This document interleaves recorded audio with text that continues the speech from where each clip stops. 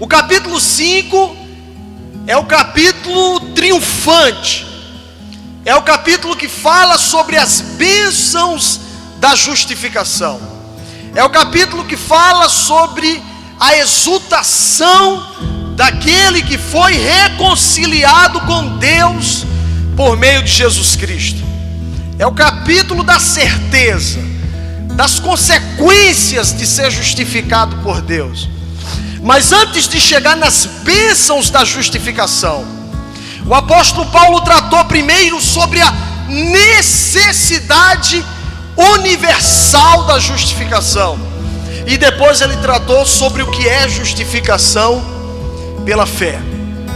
No capítulo 1, como eu disse, nos versículos 16 e 17, o apóstolo Paulo diz: porque não me envergonho do evangelho, pois é o poder de Deus para a salvação de todo aquele que crê, primeiro do judeu, depois do grego. Porque nele, no evangelho, se descobre a justiça de Deus de fé em fé, como está escrito: o justo viverá pela...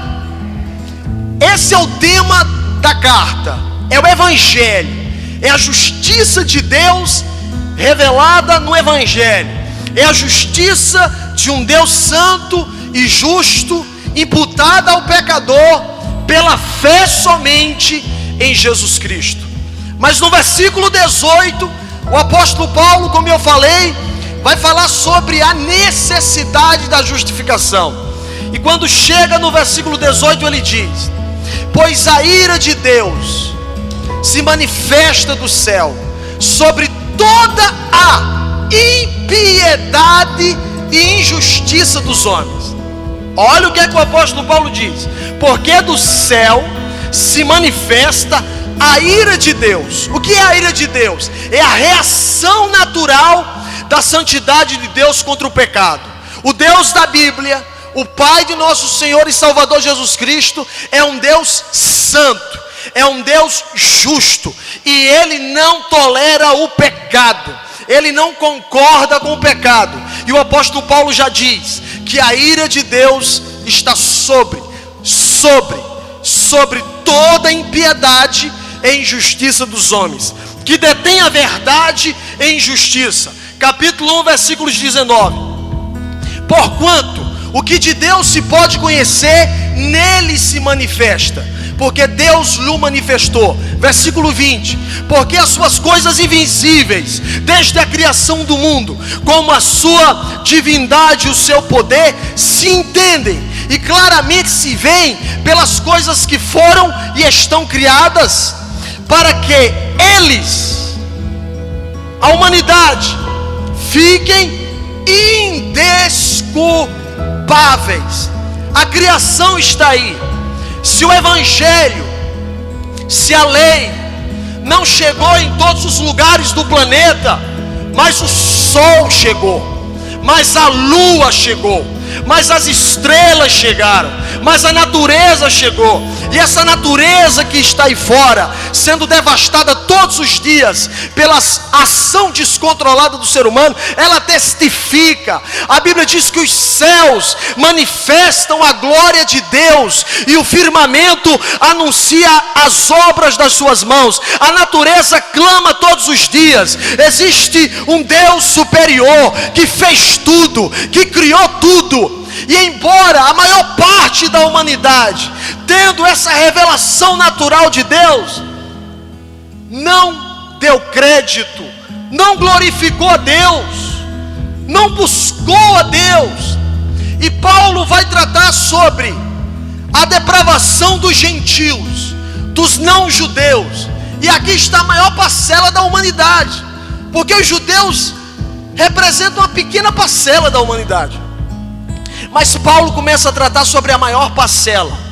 E quando chega no capítulo 1 ainda, versículos 29, 30, 31 e 32, Paulo faz uma lista de pecados que caracterizam esta humanidade perdida.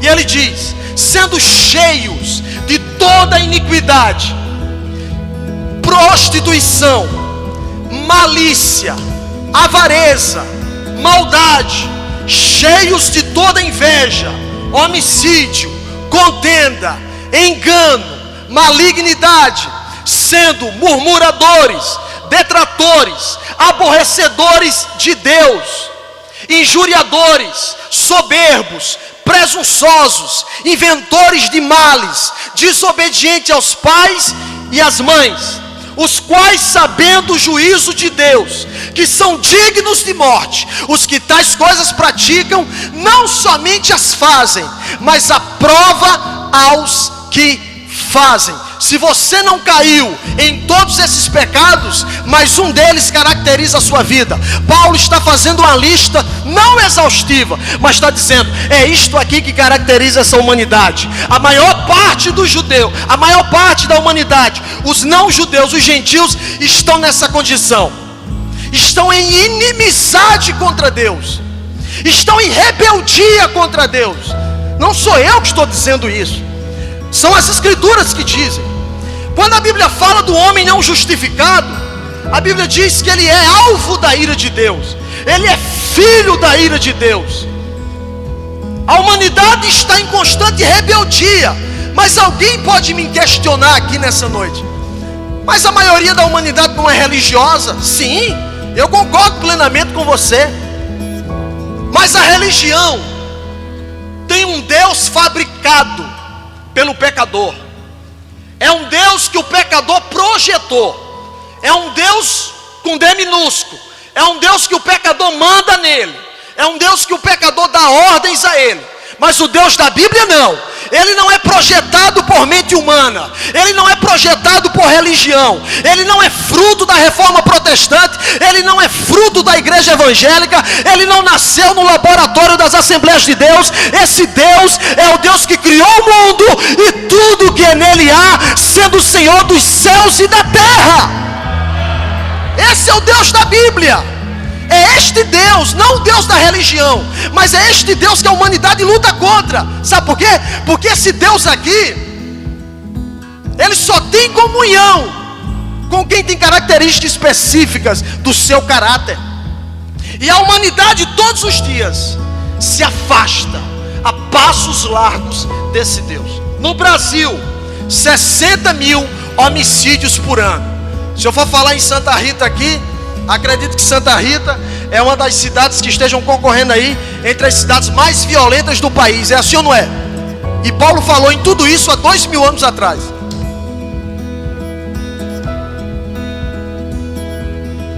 Então Paulo trata sobre a maior parte da humanidade.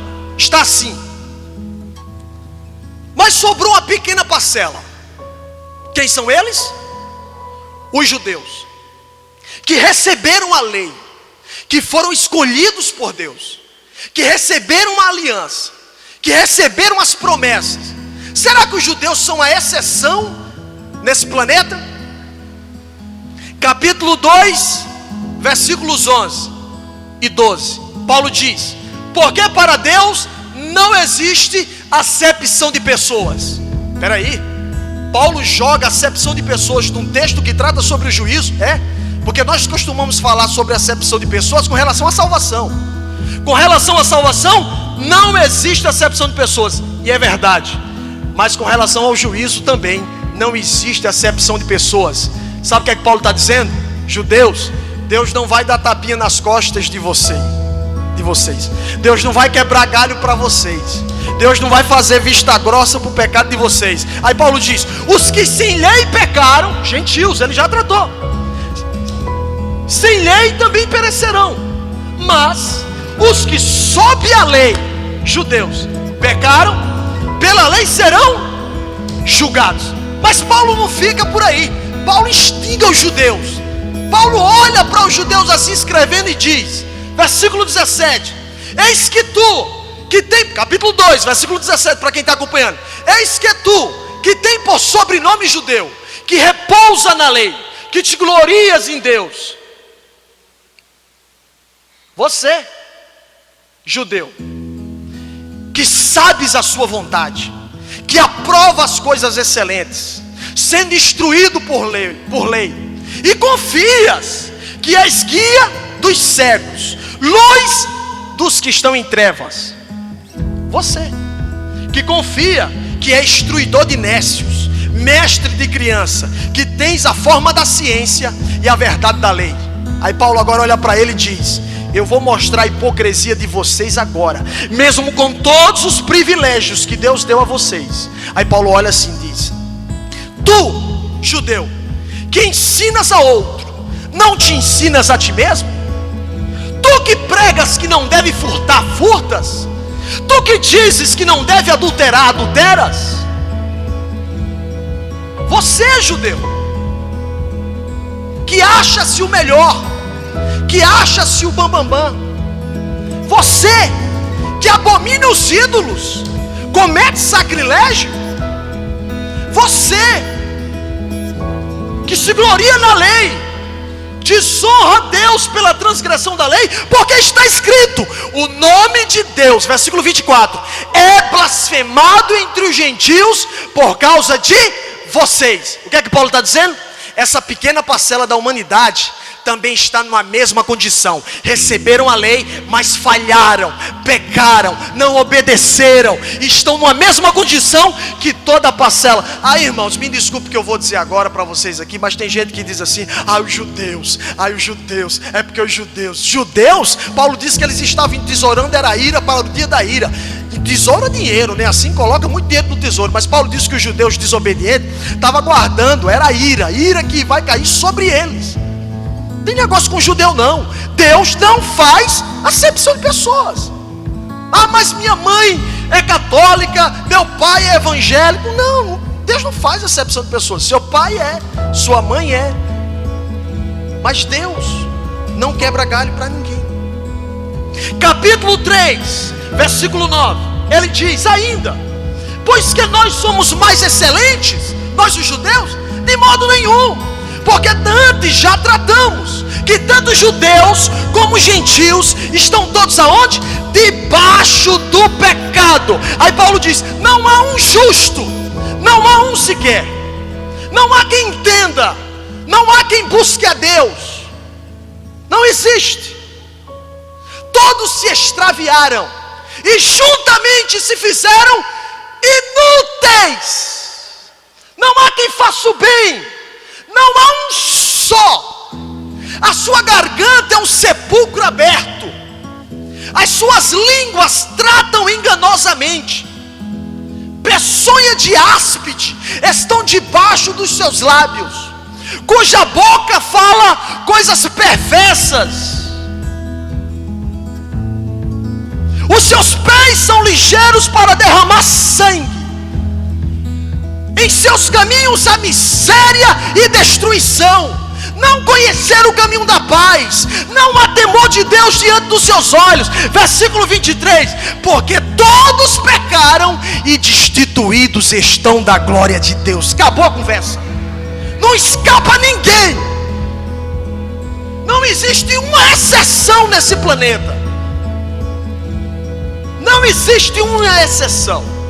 No Brasil, com aproximadamente 210 milhões, não existe uma exceção. No mundo, com aproximadamente 8 bilhões de seres humanos, não existe uma exceção. Todos são pecadores.